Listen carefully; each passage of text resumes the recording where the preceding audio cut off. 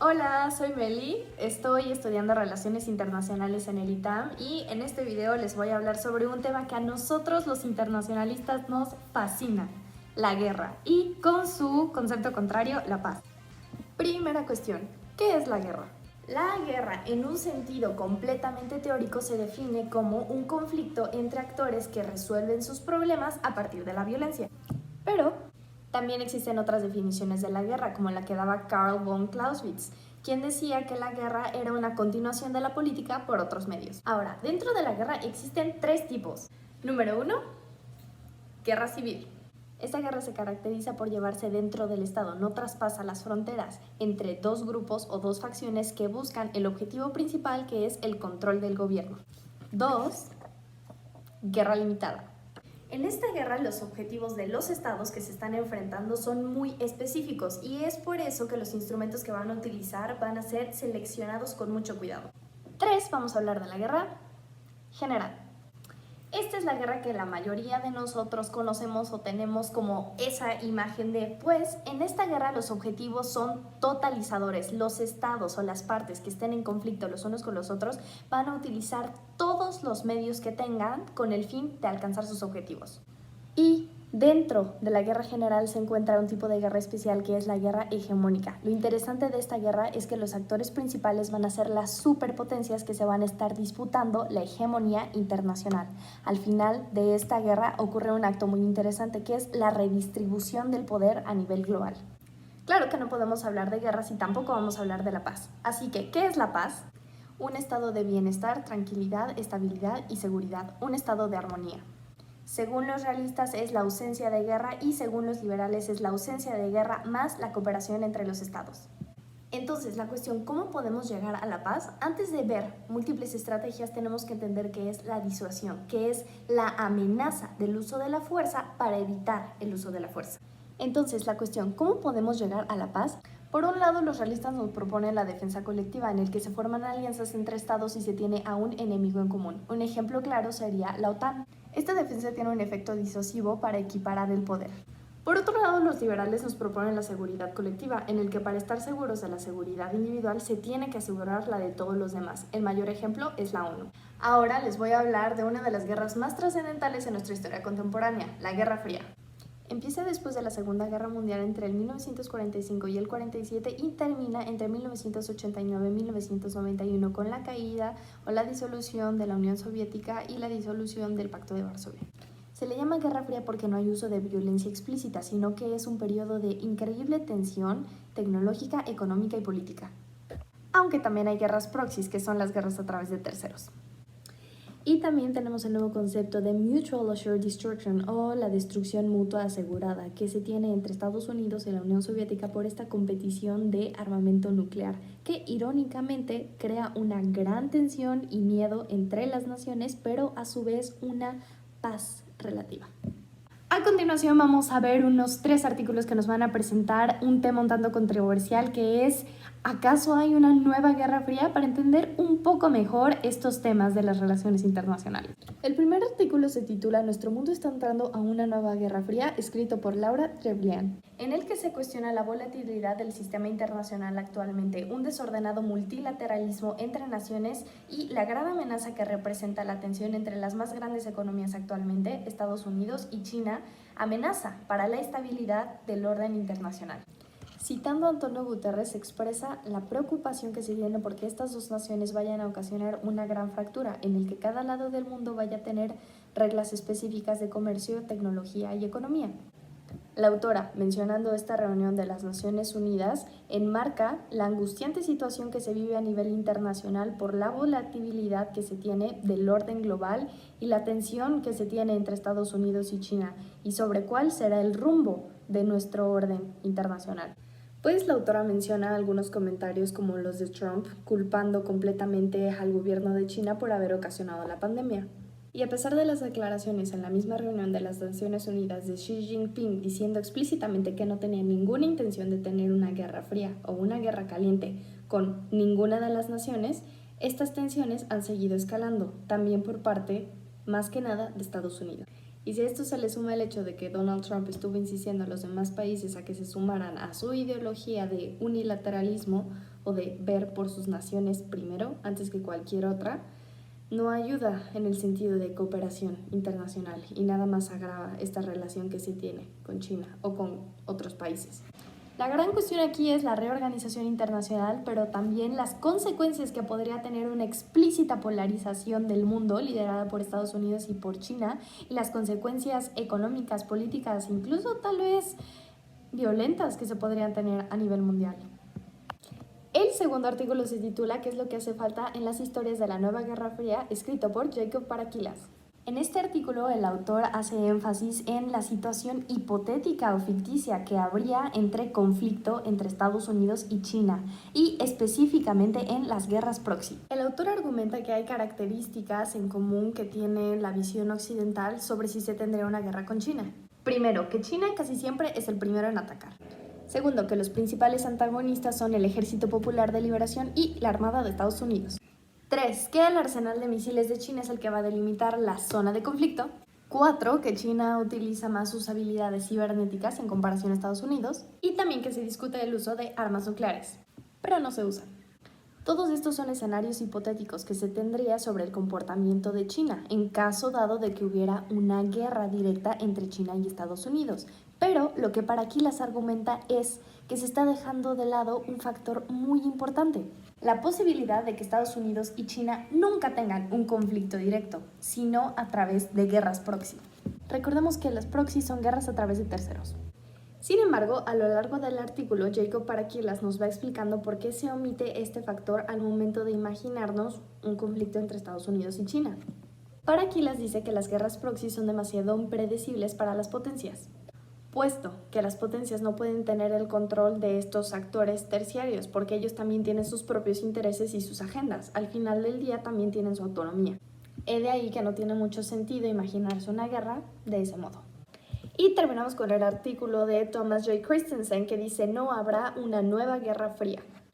En este artículo se enmarca la situación de tensión que se ha venido generando entre Estados Unidos y China, tanto en ámbitos políticos, económicos como tecnológicos. Algunos argumentos son que desde el 2017 se ha ido aumentando la competición militar entre China y Estados Unidos en la región del Indo-Pacífico, la guerra comercial entre las dos naciones, además de que algunos funcionarios en la administración de Trump llamaron a China una amenaza existencial para Estados Unidos y las libertades que defiende. Entonces tenemos tensiones económicas, políticas y militares. Podría decirse que estamos en una guerra fría. Pero Christensen opina diferente. 1. Estados Unidos y China no están en un conflicto ideológico que imponer en otras naciones, porque imponer ideología será un factor característico de la Guerra Fría entre Estados Unidos y la Unión Soviética. 2. El mundo de hoy está tan globalizado que es muy difícil dividirlo en simples bloques económicos. Y 3. Los Estados Unidos y China no lideran un sistema de alianzas opuestos que hagan guerras proxy.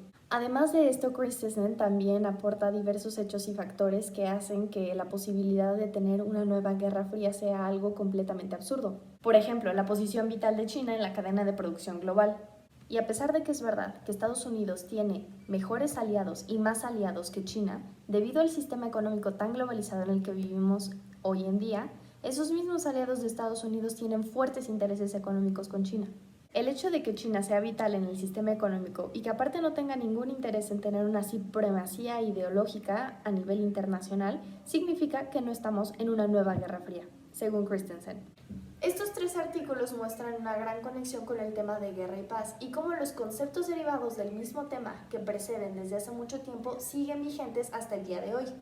Primero que nada, todos los artículos hacen énfasis en una de las cuestiones más importantes a nivel internacional, que es el conflicto que puede llegar a haber entre estas dos potencias, si puede derivar en una guerra directa o indirecta. Además, se toman los objetivos que tiene cada una de las naciones en cuanto a su proyecto de nación o si tienen intereses de hacer algo más en un nivel internacional. Se puede observar conceptos como la disuasión, en este caso cuando Estados Unidos impone aranceles sobre productos chinos. Y del mismo modo, China responde poniendo aranceles a productos estadounidenses. Guerra comercial. En este caso está sucediendo una guerra de acuerdo a la definición de continuar la política por otros medios, no necesariamente de forma directa y violenta. Además, en el artículo de Laura Trevlin podemos ver cómo entra en juego este sistema de seguridad colectiva, pues tenemos una reunión en la Organización de las Naciones Unidas en el que a la mayoría de las naciones del mundo les concierne y les preocupa esta tensión entre Estados Unidos y China. Pero aquí la cuestión es que si no hay violencia, entonces, ¿no es guerra? Al mismo tiempo, se puede debatir si esta guerra comercial o esta situación que se tiene entre Estados Unidos y China puede caber dentro de alguno de los perfiles de tipos de guerra que hay. Civil no sería, limitada tampoco, pero tal vez una guerra general, probablemente una guerra hegemónica, tal vez en el sentido de que el sistema internacional es algo frágil y volátil en estos momentos y que las dos economías más grandes del mundo en este momento están teniendo tensiones. Y de ser así y que desemboque en algo más, entonces habría una reorganización del sistema internacional. Estos tres artículos no solo están más que entrelazados con el tema de guerra y paz, sino que nos ayudan a entender los mismos conceptos de una manera más precisa y en un tiempo contemporáneo. Pero antes de terminar, me gustaría dar mi postura sobre este tema. Decir que el día de hoy estamos en una nueva guerra fría es algo tanto acertado como incorrecto. Si tomamos como estricta definición el único precedente que se tiene sobre Guerra Fría, la guerra que hubo entre Estados Unidos y la Unión Soviética después de la Segunda Guerra Mundial, entonces claramente el día de hoy no estamos en una Guerra Fría. Concuerdo con lo que dice Christensen, no hay una lucha de imponer ideologías, al menos no por parte de ambas naciones. En este caso, China se está centrando mucho más en crecer en su propia economía y que los demás países tengan una buena imagen de ellos y de su política, no con el fin de imponer la suya, pero sino de que sean aceptados a nivel internacional. Claro que las cosas que diga un gobierno no van a ser 100% verdaderas todo el tiempo, siempre hay intereses por detrás. Y otro pequeñísimo detalle es que no estamos en una crisis de los misiles como se estaba en 1962. Tensiones militares, claro que las hay. Las hubo ayer, las hay hoy y las habrá siempre. Pero no se puede comparar el nivel de miedo y de tensión que se tenía en ese tiempo al que hay ahora. Pero, repito, si tomamos como definición estricta de Guerra Fría todos los conceptos que conciernen al único precedente de Guerra Fría que tenemos, entonces hoy no estamos en una nueva Guerra Fría. Por otro lado, si tomo como definición de Guerra Fría el hecho de que dos potencias están en conflicto entre las dos de una manera indirecta, entonces sí, estamos en una Guerra Fría. Tan solo podemos tomar como por ejemplo en mayo de 2019 cuando Google rompió relaciones con Huawei. Esto debido a una nueva ley que había impulsado el gobierno de Trump en el que ponía en una lista negra, por así decirlo, a la compañía china y que decía que para tener algún tipo de relación de negocio con ella se necesitaba un permiso especial. Debido a esto, Google rompió relaciones, pero no nada más afectó, en este caso a la compañía china, sino que también a la economía del mismo país, pero sacudió el mercado mundial. Y esta es nada más una de las diversas acciones que hizo Estados Unidos contra la economía china. Además, no podemos dejar de lado que el gobierno chino también respondió a estas medidas, ya fuera subiendo aranceles o rompiendo tratos con empresas estadounidenses. La forma en la que los países van a la guerra el día de hoy no es la misma en la que fueron hace 100, 200 o 300 años. Como habíamos mencionado anteriormente, el tablero internacional, el fundamento y la cuestión más importante el día de hoy es la cuestión económica. Entonces, si un país impone impuestos o bloqueos o aranceles o algún tipo de sanción que vaya a perjudicar a otra nación en un sentido económico, entonces eso es guerra. Las reglas del tablero internacional el día de hoy se basan fundamentalmente en el sistema económico y aquella nación que tenga un mayor poder económico será la líder. Realmente creo que contestar a la pregunta de si estamos o no en una nueva guerra fría sería algo demasiado simplista. Es necesario ver más allá de solamente eso y hacer un verdadero análisis de las naciones, las potencias que están en conflicto o en tensión en este momento y si es posible que haya una nueva organización o reorganización de nuestro sistema internacional. Claro que esa solo es mi humilde opinión. Y creo que eso fue todo. Bye.